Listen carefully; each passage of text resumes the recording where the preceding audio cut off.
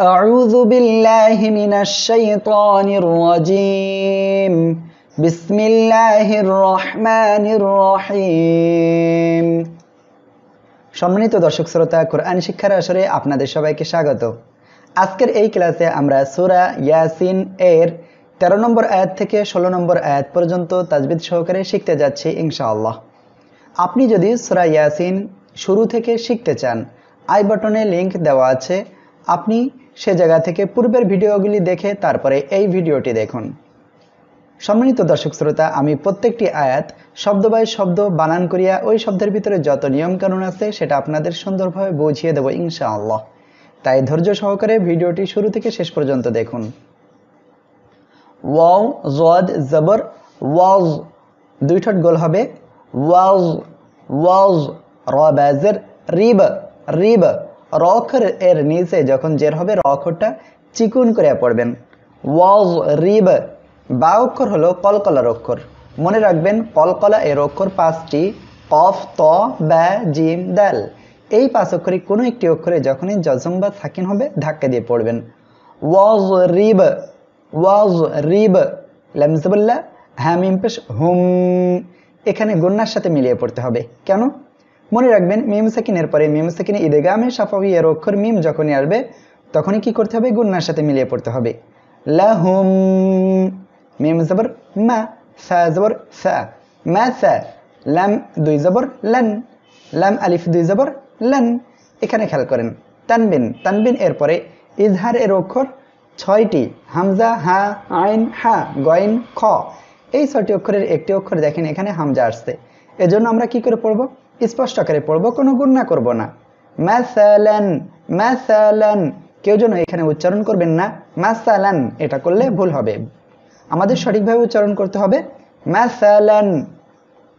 হামজা সাদ জবর আস আস, খেয়াল করবেন হামজাটা যখনই হরকত তানবিন যায় আসুক হামজাটা সিদ্ধাতের অক্ষর হয় এটা শক্ত করে উচ্চারণ হবে, আর সদ অক্ষরটা মোটা হয় এটা একটু মোটা করে উচ্চারণ করবেন। চিকুন করে উচ্চারণ করলে সিন এর মতো শোনা যেতে পারে, তাহলে এটা হবে আস আস। হ্যাঁ খাড়া জবর হ্যাঁ, এক লিপ টান। খাড়া জবর খাড়াজের উল্টা পেশে এগুলো হলো মদের হরকত, মদের হরফ বা মদের হরকতে এক লিপ টেনে পড়বেন। আস হ্যাঁ বেল, এম জবর বেল, আস হ্যাঁ বেল। কফ র জবর কর কর, র সাকিন তার ডাইনে জবর বা পেশ হলে র অক্ষরটা মোটা করে পড়তে হবে, কর। ইয়া জবর ইয়া, তাজের তি, কর ইয়াতি কর ইয়াতি। এখানে আয়াতের মাঝখানে মিম আছে, এখানে ওয়াকফ করা অবশ্যকীয়, অর্থাৎ এখানে অবশ্য আপনার ওয়াকফ করতে হবে। আপনি যেখানে ওয়াকফ করেন না কেন আপনাকে ওয়াকফের নিয়মটি ফলো করতে হবে। আমি ওয়াকফের নিয়মটি বলছি, আপনি খেয়াল দিয়ে শুনুন। আপনি যে শব্দে ওয়াকফ করতে যাচ্ছেন সে শব্দের শেষ অক্ষরে কি আছে সেটা আপনি ফলো করবেন।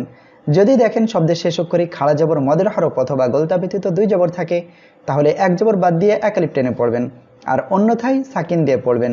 তাহলে এখানে খেয়াল করেন গোলতা রয়েছে, এখানে আমরা ওয়াকফ করলে গোলতা সাকিন হয়ে যাবে আর এটা হা হয়ে যাবে। তাহলে আমরা পড়ব কর ইয়াহ কর ইয়াহ। আমার সাথে বলেন ওয়াজরিব লাহুম মাসালান আসহাবাল ক্বরয়াহ। হামজা জাল জের ইদ ইদ, হামজাটা শক্ত করে উচ্চারণ করবেন, ইদ। আর জাল অক্ষরটা নরম করে উচ্চারণ করতে হবে। জিম আলিফ জবর যা, 4 আলিফ টেনে পড়তে হবে। মনে রাখবেন মদের হরফ হলো 3টি, জবরের বামে খালি আলিফ, জেরের বামে জজমালা ইয়া, পেশের বামে জজমালা ওয়াও হলে মদের হরফ হবে। এখন মদের হরফ বা মদের হরকত, এক কথায় আমি যদি বলি এক আলিফ মদ এর পরে একই শব্দের ভিতরে যদি এভাবে হামজা আসে 4 আলিফ টেনে পড়তে হবে, মধ্যে মুত্তাসিল হবে। এই জন্য হামজা জবর আ, ইদ যা,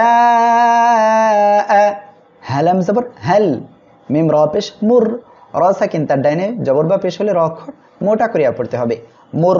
সিন জবর সা, লাম ওয়াও পেশ লু, পেশের বামে জজমলা ওয়াও মদের হরফ, এক আলিফ টেনে পড়বেন, নুন জবর না, মুরসালুনা মুরসালুনা। এখানে আয়াতের শেষ, আমরা এখানে ওয়াকফ করলে নুন অক্ষরটি সাকিন হয়ে যাবে, আর এক আলিফ মদ এর পরের অক্ষরে ওয়াকফের কারণে যখনই সাকিন হবে তখনই 3 আলিফ টেনে পড়তে হবে, এটা মধ্যে আরজি হবে। তাহলে আমরা পড়ব মুরসালুন। আমার সাথে বলেন إذ جاء মুরসালুন।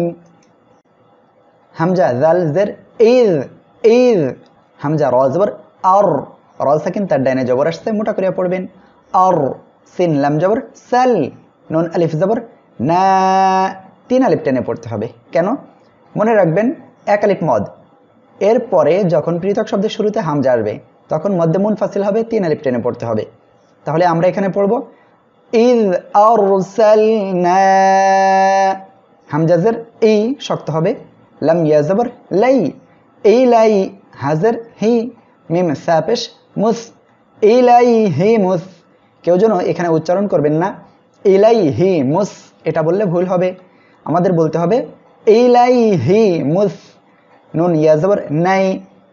জবরের বামে জজমালা ওয়াও অথবা জবরের বামে জজমালা ইয়া হলে লিনের হরফ হবে, আর লিনের হরফ হলে সর্বদা তাড়াতাড়ি পড়তে হবে নরম করিয়া। নুন জের নি, ইলাইহি মুস নাই নি, ফা জবর ফা, কাফ জাল জবর কাজ, জাল জবর জা, ফাকাযযা, বা ওয়াও পেশ বু এক আলিফ টান, ফাকাযযাবু, হা পেশ হু, মিম আলিফ জবর মা এক আলিফ টান, ফাকাযযাবুহুমা, ফা জবর ফা, আইন জা জবর আজ, ফাআজ, ঝা ঝা জবর ঝাজ, ফাআজ্জাজ। কেউ যেন এখানে ফাআজ্জাজ এটা না বলে এটা বলবেন না ফাআজ্জাজ না, এটা বললে ভুল হবে। আমাদের এখানে বলতে হবে ফাআজ্জাজ, নুন আলিফ জবর না, জবরের বামে খালি আলিফ এক আলিফ টেনে পড়বেন, ফাআজ্জাজনা, বাজের বি, সা আলিফ জবর সা এক আলিফ টান, বি সা, লামজের লি, বি সালি, সা দুই জের সিং, ইকফা গুন্না। কেন? নুন সাকিন বা তানবিনের পরে ইকফার অক্ষর 15টি, তা, সা, জিম, দাল, জাল, জা, সিন, শিন, সদ, রদ, ত, র, ফা, কফ, কাফ। এই 15টি অক্ষর যখনই, এই 15টি অক্ষরে কোনো একটি অক্ষর যখনই নুন সাকিন বা তানবিনের পরে আসবে তখনই নাকের বাসিতে নিয়ে গোপন করিয়া গণনা করে পড়বেন। তাহলে এখানে পড়ব বিসালিসিং, ফা জবর ফা, কফ আলিফ জবর ক এক আলিফ টান। কেন? জবরের বামে খালি আলিফ মদের হরফে এক আলিফ টেনে পড়বেন, লাম ওয়াও পেশ লু 3 আলিফ টেনে পড়তে হবে মধ্যে মুনফাসিলের জন্য। কেন? এক আলিফ মদ পেশের বামে জজমুলা ওয়াও এক আলিফ মদ, এক আলিফ মদ, এরপরে যখন পৃথক শব্দের শুরুতে এভাবে হামজা আসবে মধ্যে মুনফাসিল হবে, 3 আলিফ টেনে পড়বেন। ফাকালু, হামজা নুন জের ইন, হরকতের বামে যখন নুন বা মিম অক্ষরে এভাবে তাড়িয়ে হবে ওয়াজিব গুন্না করে পড়বেন। ইন, নুন আলিফ জবর না, এখানে 3 আলিফ টেনে পড়তে হবে মধ্যে মুনফাসিলের জন্য। কেন? খেয়াল করেন জবরের বামে খালি আলিফ মদের হরফ, এক আলিফ মদ, এর পরের অক্ষরে পৃথক শব্দের শুরুতে হামজা আসছে, এজন্য মধ্যে মুনফাসিল হবে, 3 আলিফ টেনে পড়বেন। ইন্না, হামজা জের ই, লাম ইয়া জবর লাই, ইলাই, কাফ মিম পেশ কুম, মিম সাকিনের পরে মিম সাকিনে ইদগামে শাফাওয়িয়ার অক্ষর মিম আসছে, গুন্নার সাথে মিলিয়ে পড়বেন। ইলাইকুম, মিম র পেশ মুর, র সাকিন তার ডাইনে পেশ আসতে মোটা করে পড়তে হবে, সিন জবর সা, লাম ওয়াও পেশ লু এক আলিফ টান, নুন জবর না, মুরসালুনা। এখানে আয়াতের শেষ, আমরা এখানে ওয়াকফ করলে নুন সাকিন হয়ে যাবে, আর এক আলিফ মদ এর পরের অক্ষরে ওয়াকফের কারণে সাকিন হয়, 3 আলিফ টেনে পড়তে হবে, মধ্যে আরজি হবে এই জন্য। তাহলে আমরা এখানে পড়ব মুরসালুন। সম্মানিত দর্শক শ্রোতা, এই জায়গা থেকে এ পর্যন্ত যদি আপনি একদমই না পড়তে পারেন তাহলে আপনি যে কোনো জায়গায় ওয়াকফ করতে পারেন, কিন্তু আপনাকে ওই ওয়াকফের নিয়ম অনুযায়ী পড়তে হবে। আর আয়াতের মাঝখানে যেখানে ওয়াকফের কোনো চিহ্ন নাই সে জায়গায় যদি আপনি ওয়াকফ করেন, অর্থাৎ যে জায়গায় থামা যাবে না সে জায়গায় যদি থামেন, তাহলে আপনাকে আবার 1-2 শব্দ আগের থেকে মিলিয়ে পড়তে হবে। তাহলে আমরা প্রথমে এই পর্যন্ত পড়ব, তারপরে আবার এই জায়গা থেকে মিলিয়ে পড়ব ইনশাআল্লাহ। এই জায়গায় খেয়াল করেন জবরের বামে খালি আলিফ রয়েছে, অর্থাৎ শব্দের শেষ অক্ষরে মদের হরফ রয়েছে, এজন্য আমরা কি করব, এই জায়গায় এক আলিফ টেনে পড়ব। আমার সাথে বলেন ইয আরসালনা ইলাইহিমুস নাইনি ফাকাযযাবুহুমা ফাআজ্জাজনা। এখন আমরা আবার 1-2 শব্দ আগে থেকে মিলিয়ে পড়ব। فعززنا بثالث فقالوا إنا إليكم مرسلون কফ আলিফ জবর ক এক আলিফ টান, জবরের বামে খালি আলিফ মদের হরফ এক আলিফ টেনে পড়বেন। লাম ওয়া পেশ লু এক আলিফ টান। ক্বালু মিম আলিফ জবর মা, 3 আলিফ টেনে পড়তে হবে মধ্যে মুনফাসিল। কেন? এখানে এক আলিফ মদের পরে পৃথক শব্দের শুরুতে হামজা আসছে এজন্য। মা হামজা নুন জবর আং ইকফা গন্না, নুন সাকিনের পরে ইকফার অক্ষর তা আসছে, নাকের বাসিতে নিয়ে গোপন করে গন্না করে পড়বেন। আং তামিম পেশ তুম, এখানে কোনো গন্না হবে না। মনে রাখবেন মিম সাকিনের পরে মিম এবং বা ব্যতীত অন্য অক্ষর আসলে স্পষ্ট আকারে পড়তে হবে। আং তুম হামজা লামজার ইল, লাম আলিফ জবর লা এক আলিফ টান। ইল লা বা জবর বা শিন জবর শা বাশা, র মিম দুই পেশ রুম।